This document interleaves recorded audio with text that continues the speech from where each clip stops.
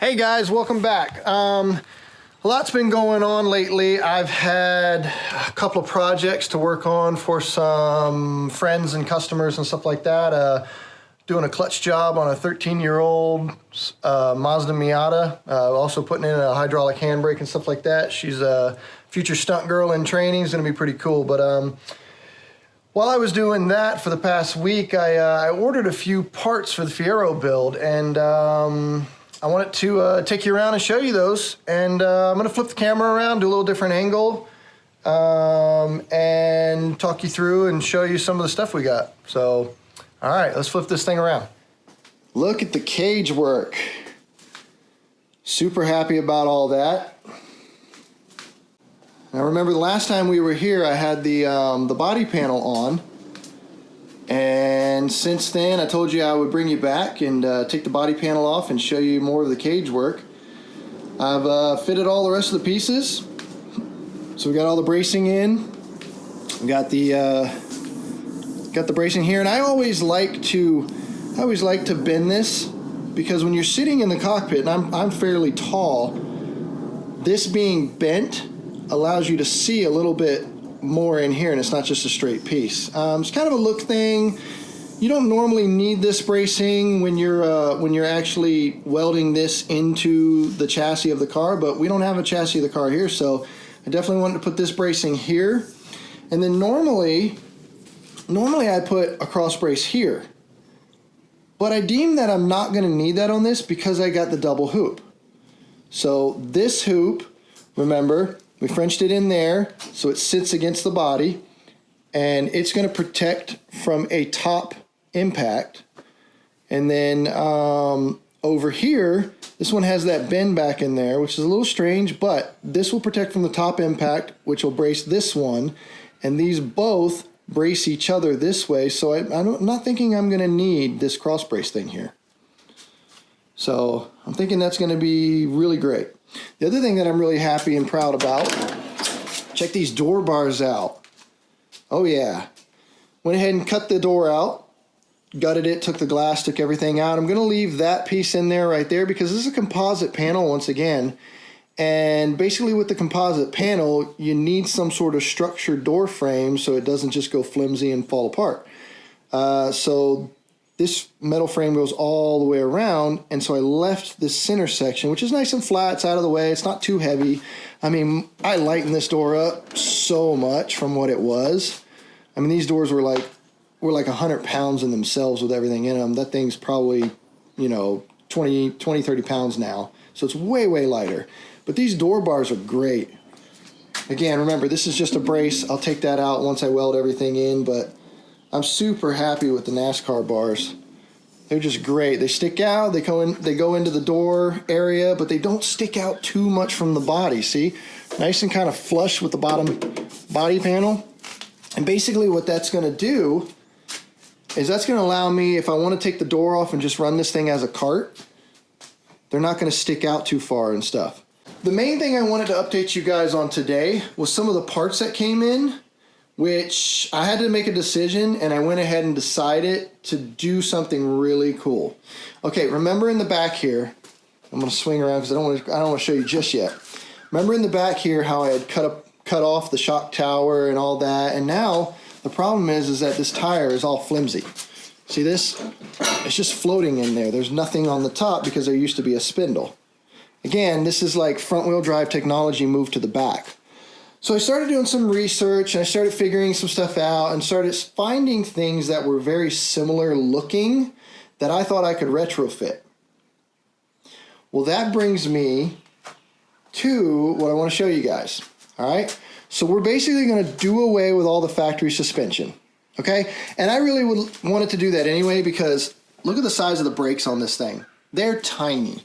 They're like 11 or 12 inch rotors. They're just super tiny. They might even be like 10-inch rotors. I don't even remember the diameter size, but they're super tiny. Everybody upgrades them. We're putting more power in this car. Gonna need to update those. So I was like, man, what if I could just get a spindle with control arms, A-arms, and all that, and just a whole nother system that would work better. So I went searching, I went Googling, I asked a few other people, And basically what we came up with was this. Whoa! Bam! If you don't recognize this off the top of your head, this is a C6 Corvette rear cradle and suspension. Super, super cool, right? So I don't just have the rear.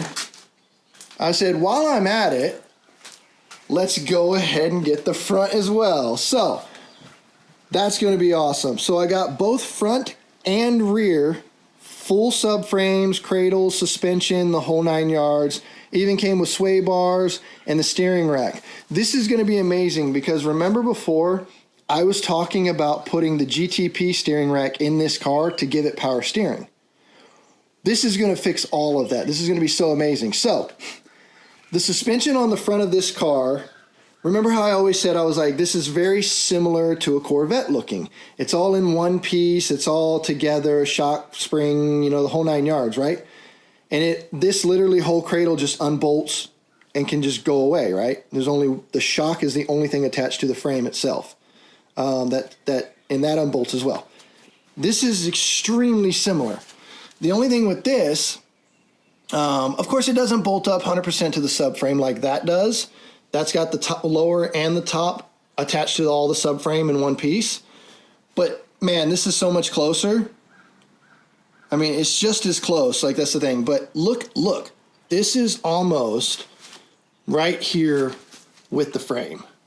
So literally, look at that. Look at how close that is. I think I can literally make this whole, well, I know I can. I know I can make this entire subframe bolt into the place of this one. So we're going to get rid of the Fiero factory subframe. We're going to bolt this one into the car. But look at this. Step back and take a look. Look at where the rotor is compared to the tire, right? So I've done some measuring and stuff like that. So the front track width, rotor to rotor, compared to the factory, this is 6 inches wider, right? So it's 3 inches on this side and 3 inches on that side. So it's going to widen the whole front of the car, 3 inches on each side, 6 inch total. That's like perfect. I swear that's like anybody that widens out the car or does anything like that, I swear it's like 2-3 inches is perfect. You go a little bit more in the front because you get that little track poke tuck camber thing going on, and it just looks really, really good. Steering rack, suspension, the whole 9 yards. I'll switch these out to coilovers and I'll take the leaf spring looking kind of deal out of there. But this is, I'm literally going to cut all this off, tube this out, make brackets, and bolt this whole thing, bam, right into the front of the Fiero. That's going to be super cool. I'll have power steering now. I'll have big giant disc brakes, new technology suspension, coilover suspension that's fully adjustable. It's going to be amazing. That's going to, and sway bars. I mean, there's a sway bar in there, but the rear sway bar is not on the factory chassis of this, but it is in the Corvette stuff. So that's going to be amazing.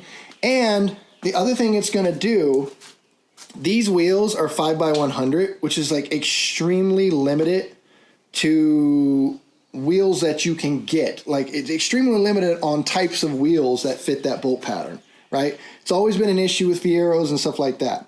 So like you're limited on rotors that can fit. You have to like drill rotors to get bigger kits and do this and do that. And you're still doing it all to crappy 80s technology. This is new technology, and the bolt pattern is like 5x120.65, I believe, or 5.6 or something like that. But there's so many more wheels that you can fit for that. And I actually have adapter spacers coming for it that's going to retrofit this to 5x114.3, which is the same as the 350Z drift cars.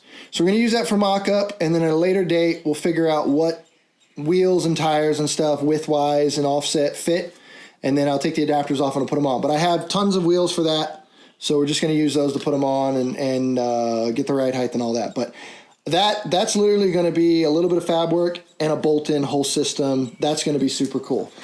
Now the rear is going to be a little bit different. There's going to be a little more work to go on with this rear system, but I still think it's going to be easier and better in the long run, more cost effective than it would be to try to retrofit any of this to work. So what I'm planning on doing, so that's why I got the whole cradle with the drive shafts and the shocks and everything, right? So the subframe will definitely not be used in this application. But what I'll do before that is I'll go ahead and I'll pull the motor, I'll pull this factory subframe and all the suspension and everything out from under it, right? Then what I'm going to do is I'm going to make a couple of brackets and a couple of temporary tacked in place pieces to basically put this whole cradle and suspension in the car. All right, and that's going to allow me to get my height correct, to get my wheel placement and all that correct. And then what it's also going to allow me to do is start making and mocking up where this top arm is going to mount, which I think it's going to be either Frenched in right in here with a bracket or just above it on this. That'll be determined once I get the cradle in there and set the right height with the wheels and all that. But I have to make a shock bucket for this, which again, this will be changed out to a coilover. So I make a shock bucket for this, just like on the factory Vette. I'll have to make brackets and mounts for this upper control arm. And I'll get all of that situated in there. And then what I'm going to have to do, this is the only part of this that's like, okay, that's a little tough. It's going to take a little more work and stuff like that. I am going to have to make a custom lower control arm. So I'm going to have to make a tubular A-arm control arm to basically swap this out because this is just too long. But it's not the end of the world, you know? I can readily available, buy the bushings, buy the ball joint and everything like that, and literally it's just tubes since we're not going to have this anymore. It doesn't need that, and then I'll just need a shock mount down here. So not really that crazy to build. I think it's going to be worth it. I get the big brakes, big rotors, the whole 9 yards, and then this actually comes with drive shafts. So what I'll do with this is I'll take the drive shaft apart here at this joint, and then over here on the car, I'll do the opposite. I'll take it loose right here where it goes into the transmission.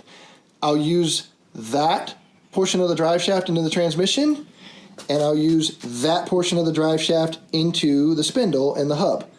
And then what I'll do is I'll have a drive shaft shop make the part in between work with both end caps, end pieces, whatever you want to call it. So we get custom drive shafts and axles and stuff built all the time. It's not a problem. It's very normal for race cars. So that seems to be really easy. Something I can totally get done and have done and will be perfect for this application. But I get a rear sway bar, which is great. Don't know if I'm going to use it or not, but why not? I'll try to use it. And I get the big brakes. And yeah, this is going to be great. And I get full coilover suspension once I buy the coilovers. And tunability. Again, tunability. It's going to be great. So yeah, that's where we're at right now. Very excited about that. And I'm going to start retrofitting and mocking that up and getting that all situated in there very soon. And I'm really, really excited about the front. I think the front's just going to make all the difference in the world. I mean, look at the difference between the brakes. Brakes. Look at the difference. Those are huge compared to those. These are probably like 10 inches, maybe 11 inches or something.